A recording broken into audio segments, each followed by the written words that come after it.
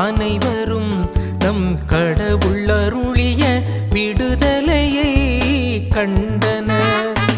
உலகெங்கும் உள்ள அனைவரும் நம் கடவுள் அருளிய விடுதலையை கண்டனர். ஆண்டவருக்கு புதியதொரு பாடல் பாடுங்கள், ஏனெனில் அவர் வியத்தகு செயல்கள் புரிந்துள்ளார். அவருடைய வலக்கரமும் புனிதமிகு புயமும் அவருக்கு வெற்றியை அளித்துள்ளன. ஆண்டவர் தம் மீட்பை அறிவித்தார், பிற இனத்தார் கண்முன்னே தம் நீதியை வெளிப்படுத்தினார்.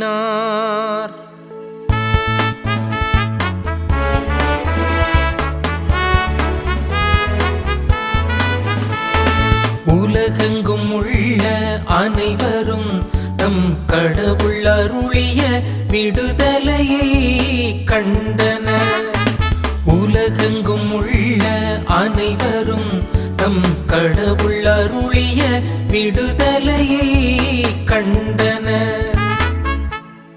இஸ்ரவேல் வீட்டாருக்கு வாக்களிக்கப்பட்ட தமது பேரன்பையும் உறுதிமொழியையும் அவர் நினைவு கூர்ந்தார்.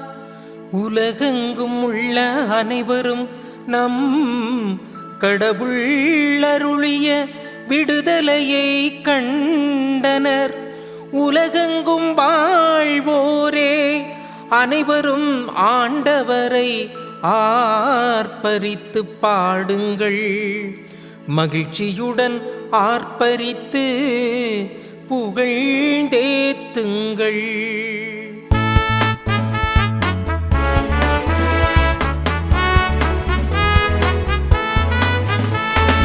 உலகெங்கும் உள்ள அனைவரும் நம் கடவுள் அருளிய விடுதலையை கண்டனர். உலகெங்கும் உள்ள அனைவரும் நம் கடவுள் அருளிய விடுதலையை கண்டனர். அனைவருக்கும் இயேசு கிறிஸ்துவின் இனிய நாமத்தில் வாழ்த்தும் வணக்கமும். உலகெங்கும் உள்ள அனைவரும் நம் கடவுள் அருளிய விடுதலையை கண்டனர் என்ற பல்லவி வரியோடு ஜெபிக்க அழைக்கின்ற திருப்பாடல். யாவேயின் அரச மாண்பு திருப்பாடல். யாவே கடவுளை அரசராக உருவகம் செய்து யாவே இறைவனே தங்களை ஆட்சி செய்கிறார் என்று இறைவனை புகழ்ந்து பாடுவதாய் அமைகின்ற ஒரு திருப்பாடல். யாவே இறைவன் இஸ்ராயேல் மக்களை பாபிலோனிய அடிமைத்தனத்திலிருந்து விடுதலை அளித்திருக்கிறார். இதற்கு உலக மக்கள் அனைவரும் சாட்சி. எனவேதான் உலகெங்கும் உள்ள அனைவரும் நம் கடவுள் அருளிய விடுதலையை கண்டனர் என்று புகழ்ந்து பாடுகிறார். இந்த திருப்பாடலை இயேசு கிறிஸ்து பிறப்பின் நிகழ்விலே நாம் ஜெபிக்கின்ற பொழுது பொருளுள்ளதாய் இருக்கிறது. இயேசு ஆண்டவர் ஆன்மீக விடுதலையை, முழு விடுதலையை நமக்கு அளித்தார். பாவத்திலிருந்து அருள் வாழ்விற்கு நம்மை அழைத்து செய்தார். எனவே இயேசு கிறிஸ்துவுக்கு புதியதொரு பாடல் இதயத்தின் ஆழத்திலிருந்து, ஆன்மாவின் ஆழத்திலிருந்து பாடும் பொழுது இந்த திருப்பாடல் அர்த்தமுள்ளதாய் மாறுகிறது. இந்த திருப்பாடல் இயேசுவின் முதல் வருகையையும் மக்கள் இயேசுவின் மீது கொண்ட நம்பிக்கையையும் நமக்கு வெளிப்படுத்துவதாய் அமைகிறது. இந்த திருப்பாடலை ஜெபிக்கின்ற பொழுது சிமையோன் தீர்க்க தரிசன வரிகள் நம் கண்ணுக்கு நினைவுக்கு வருகின்றன. இயேசு ஆண்டவர் குழந்தையாய் இருந்த பொழுது எருசலேம் ஆலயத்தில் அவர் அர்ப்பணிக்க எடுத்து கொண்டு வருகின்ற பொழுது பாலன் இயேசுவை தன் கைகளில் ஏந்தியவராக சிமையோன் இவ்வாறு ஜெபிப்பார். ஆண்டவரே, உமது செற்படி உம் அடியான் என்னை இப்போது அமைதியுடன் போக செய்கிறீர்.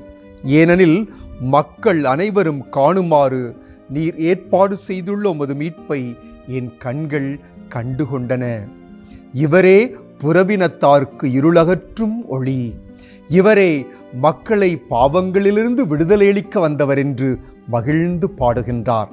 எனவே இந்த திருப்பாடலை நாம் ஜெபிக்கின்ற பொழுது இயேசு கிறிஸ்துவின் முதல் வருகையும் அவருடைய வருகையினால் பாடுகள் மரணம் உயிர்ப்பின் வழியாக நாம் அடைந்த மீட்புக்காக நாம் பாடல் ஆசிரியரோடு இணைந்து ஆண்டவருக்கு நாம் நன்றி செலுத்தி உலக மக்கள் அனைவரையும் நாம் இணைந்து ஆண்டவருக்கு நன்றி செலுத்துவோம் என்று அழைப்பு விடுக்கும் பொழுது இந்த திருப்பாடல் பொருளுள்ளதாய் அமைகிறது. ஆண்டவருக்கு புதியதொரு பாடல் பாடுங்கள். ஏன் ஆண்டவருக்கு புதியதொரு பாடல் பாட வேண்டும்? இந்த திருப்பாடலுக்கு முந்தைய நிகழ்வாக இஸ்ராயல் மக்களை யாவே இறைவன் மோயிசே வழியாக இதோ அடிமைத்தனத்திலிருந்து மீட்டு கொண்டு வந்தார். அப்பொழுது மோசேவும் இஸ்ராயல் மக்களும் இணைந்து பாடுகின்றனர். விடுதலை பயண புத்தகத்திலே வாசிக்கின்றோம், ஆண்டவர் மாண்புடன் புகழ் பெற்றார், எனவே அவரை பாடிடுவோம். இந்த திருப்பாடலின் பின்னணி என்ன? இப்பொழுது இஸ்ராயல் மக்களை இறைவன் பாரசீக மன்னன் சீருஸ் வழியாக பாபிலோனிய அடிமைத்தனத்திலிருந்து விடுதலை வழங்கியிருக்கிறார். மீண்டும் அவர்களுக்கு இதோ பாலும் தேனும் பொழியும் கானா நாட்டிற்கு அழைத்து செல்ல விடுதலையை வழங்கியிருக்கிறார். எனவே ஆண்டவருக்கு புதியதொரு பாடல் பாடுங்கள். நாம் இது இயேசுவுக்கு சொல்லும் பொழுது இயேசு நம்மை பாவத்திலிருந்து விடுதலை அளித்திருக்கின்றார். எனவே இதயத்தின் ஆழத்திலிருந்து ஆன்மாவின் ஆழத்திலிருந்து இசையால் இறைவனை புகழ்ந்து இயேசுவே உமக்கு புதியதொரு பாடல் பாடுகிறோம். காரணம், எங்களை இருளிலிருந்து ஒளிக்கும் சாவிலிருந்து வாழ்வுக்கும் அழைத்து வந்திருக்கின்றீர் என்று ஜெபிக்கின்ற பொழுது இந்த பாடல் மிகவும் பொருளுள்ளதாய் மாறுகிறது. ஆண்டவர் தம் மீட்பை அறிவித்தார், பிற இனத்தார் கண்முன்னே தம் நீதியை வெளிப்படுத்தினார். ஆண்டவருடைய நீதி, இறை நீதி என்பது நாம் தகுதியற்ற நிலையிலும் நம் அருகதையற்ற நிலையிலும் இறைவன் அதை பார்க்காமல் நமக்கு மீட்பை வழங்குவது, வாழ்வை வழங்குவது, வழியை கொடுப்பது, இதோ நன்மைத்தனத்தால் நிரப்புவது, இதுதான் இறை நீதி. நாம் தகுதியற்ற நிலையிலும் இறைவன் நம்மை தகுதியுள்ளவர்கள் ஆக்குகின்றார். எனவே உலக மக்களோடு இணைந்து நாம் இறைவனை புகழ வேண்டும். இறுதியாக ஆசிரியர் இவ்வாறு ஜெபிக்கின்றார், யாழினை மீட்டி இனிய குரலில் பாடுங்கள், எக்காலம் முழங்கி கொம்பினை ஊதி பாடுங்கள். செம்மறி ஆட்டு கடாவின் கொம்பிலிருந்துதான் இந்த கொம்பு என்ற இசைக்கருவி தயாரிக்கப்படுகிறது. பழைய ஏற்பாட்டிலே 70 முறை இந்த கொம்பு என்ற இசைக்கருவி பயன்படுத்தப்பட்டுள்ளது. அரசர் அரியணை ஏறுகின்ற பொழுது எக்காலம் முழங்கி கொம்பினை ஊதுவார்கள். யூபிலி ஆண்டிலும் இதை நாம் பார்க்கிறோம். எக்காலம் என்பது வெற்றியின் அடையாளமாய் இருக்கிறது. எனவே எக்காலத்தோடு கொம்பினையும் ஊதி இதோ அரசர் அரியணை ஏறுகிறார் என்று மகிழ்ந்து பாடுகின்றார் திருப்பாடல் ஆசிரியர். இதோ இயேசு ஆண்டவர் நமது இதய அரியணை ஏறி நம் இதயத்தை, ஆன்மாவை ஆட்சி செய்கின்றவராய் அமர்கின்ற பொழுது நாம் இதயத்தின் ஆழத்திலிருந்து, உள்ளத்தின் ஆழத்திலிருந்து இதோ ஆன்ம கீதத்தை பாடி அவருக்கு புகழும் பொழுது இந்த பாடல் பொருளுள்ளதாய் அமைகிறது. அவருடைய மீட்புக்காய், அருளுக்காய் நன்றி செலுத்தி புதியதொரு பாடல் பாடுகின்ற பொழுது இந்த பாடல், திருப்பாடல் மிகவும் அர்த்தமுள்ளதாய் மாறுகிறது. ஜெபிப்போம். அன்பு தந்தை இறைவா, உலக மக்கள் அனைவரும் மகிழ்ந்து உமக்கு புதியதொரு பாடல் பாடுகின்றனர்.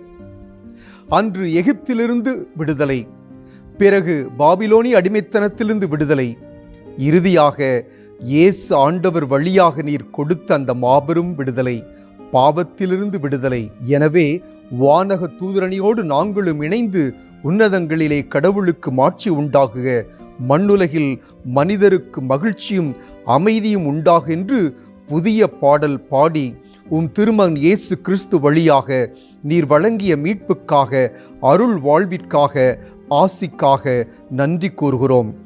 திருமைந்தன் இயேசு வழங்கிய அந்த அருள் வாழ்வில் நிலைத்து நின்று என்றும் உம்மை புகழ்ந்து மீண்டும் மீண்டும் புதியதொரு பாடலை இதயத்தின் ஆழத்திலிருந்து பாட வரம் தாரும். எங்கள் ஆண்டவராகிய கிறிஸ்து வழியாக உம்மை மன்றாடுகின்றோம். ஆமென்.